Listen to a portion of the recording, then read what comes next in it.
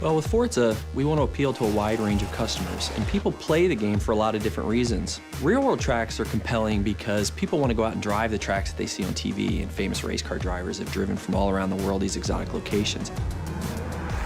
Hockenheim in particular was a great opportunity for us to get a track in Germany and have some balance across Europe.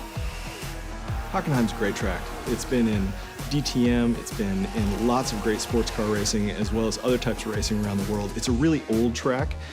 It's a very high-speed track. So it had a lot of great components for us. Hockenheim is very different from the Alps. It's in the middle of Germany, so it's one of the flattest tracks in the world. There really isn't any elevation change to the track itself. So it's just a very different experience. It's completely surrounded by trees, almost that sort of Black Forest feel, so that's something that we try to keep in mind as well. Last year, Turnton Studios traveled to Germany to capture the track to bring it to life in Forza Motorsport 4. First thing we wanted to do was drive around the track and get multiple perspectives of video for reference, and that really helps us get a good feeling for the track and help the other artists that weren't fortunate enough to come on the trip, people to get a real perspective of how things correlate to one another. My plan was to capture every square inch of this place, from the smallest details like tire skids to spherical panoramas. Between the three of us, I would estimate that we won't be leaving this track with less than 10,000 photos. We have many different techniques for capturing the track. One of them is that we lay down GPS splines.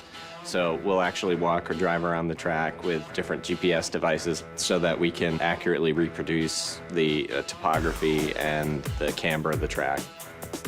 There's a guy that wears this military-grade GPS harness with his little antenna. It's sub-centimeter accurate on the horizontal and it's sub-foot accurate on the vertical, and he walks the edges of the tracks. The poor guy that has this has to walk the inner and outer loops of this circuit and then get the outer barrier so that we get the exact information of where the ribbon goes, where the curbing is, where the walls are, all the structures. Everything is inch perfect where this stuff exists, all the camber angles in the corners. Generally, the process for creating a track tends to be the same for all tracks. There'll be slight differences between real-world and fictional tracks, but the first thing we say is, what is the feel for this track? What are we trying to impart to the player? When it comes to real-world tracks, we want to make them as accurate as possible.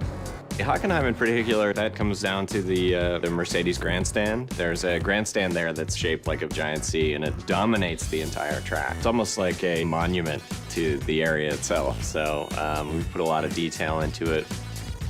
When you do look at it, it just has this sense of presence. When we feel this is really solid, we move on to the next stage, which is your refine phase, and we start doing our textures. So basically everything is there and to a level that we would consider shippable, but may not have that extra level of sparkle that we want it to.